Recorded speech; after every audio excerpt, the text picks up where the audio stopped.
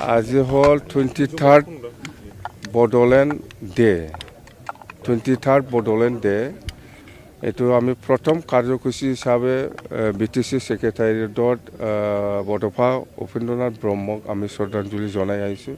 ইয়াৰ পিছত আমি national flag আমি হোইষ্ট কৰিছোঁ। ইয়াৰ পিছত আমি এতিয়া 2624 যিটো মাৰ্চাৰ্ছ ইহঁতক আমি শ্ৰদ্ধাঞ্জলি জনাই আছোঁ। ইয়াৰ পিছত আমাৰ ৰাজহুৱা মিটিং হ'ব। যেন হওক এইটো যিটো BTC চুক্তি সেইটো ঐতিহাসিক চুক্তি, কনষ্টিটিউচনেল, আৰু চবে জানে এই BTC চুক্তিৰ দ্বাৰা দি BTC অঞ্চলত কি হৈছে হোৱা নাই চবে জানে। আজি আমাৰ একৰ্ড ডে হয়। সেই একৰ্ডলৈকে যাবৰ কাৰণে আমাৰ কৰ্মীসকলে ঘাট প্ৰতিঘাতৰ মাজেদি ওলাই আহিব লগাত পৰিছে। কিছুমানে চৰকাৰী যন্ত্ৰৰ লগত মৃত্যুবৰণ কৰিব লগাত পৰিছে। কিছুমানে আকৌ সভাৰেংটি বিচৰা সংগঠনৰ লগত মানে ঘাট প্ৰতিঘাতত পৰি পেলাই তেওঁলোকে মৃত্যুবৰণ কৰিবলগীয়া হৈছে।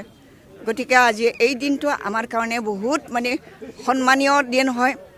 এই দিনত আমি সকলো মাৰ্টিয়াৰ্ছসকলক, শ্বহীদসকলক আমি ফুল এপাহ দিবলৈ পালে আমি নিজকে কৃতজ্ঞ বুলি ভাবোঁ।